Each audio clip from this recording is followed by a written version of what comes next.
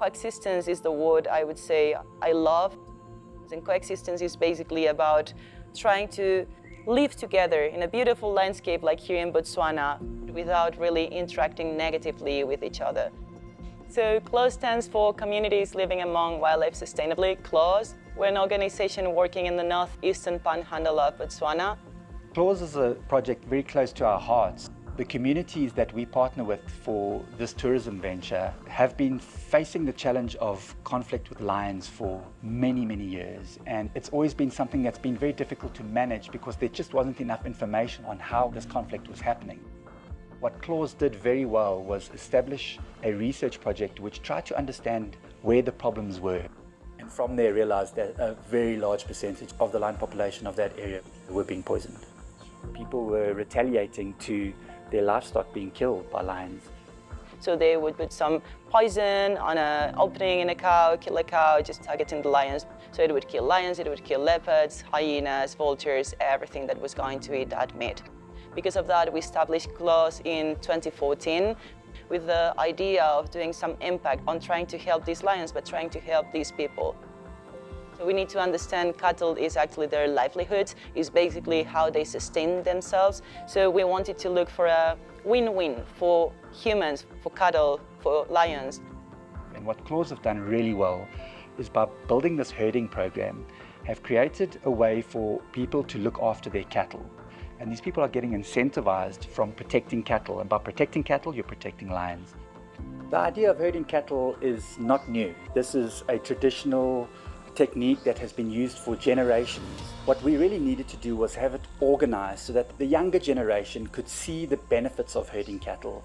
Not only are the cattle kept healthier and protected from predators, but those bomas provide a very high nutrient package for the ground. And because it's a mobile boma, you're able to move that boma around in grasslands that are largely degraded and very nutrient poor. And by doing that, in the same areas where the cattle are generally kept, you're now able to restore that rangeland. This is a wonderful mechanism because traditionally the cattle would disperse far and wide, and all of the nutrients that they were putting back into the environment were so sparse and wouldn't actually have a significant benefit for the rangeland itself. So now by packaging these cattle into the boma and rotating that boma around a specific area, we can now see regenerated grass and ensure that the cattle are kept healthy. After the cattle have been put in the boma and looked after through various veterinary services, various facets of healthcare, and of course keeping them away from lions, these cattle now become a prime market for beef. And the way that Wilderness can support this is through the purchase of that beef directly from these farmers.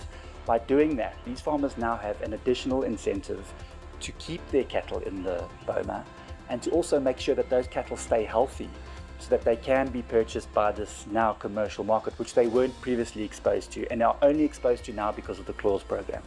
We also support the project with the funding of their lion response team, and this is a very mobile unit that works in the village, and once these lions cross this geofence, there's a first response team that get out there and do their best to keep the lions away from the cattle area and away from the village area. This is kind of the front line of defense for the lion conflict.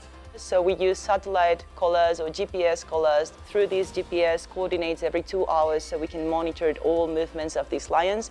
We don't collar all the lions, but just troublemakers or conflict lions or potential conflict lions as well that might go to the villages and might create some conflict or might go for some cattle.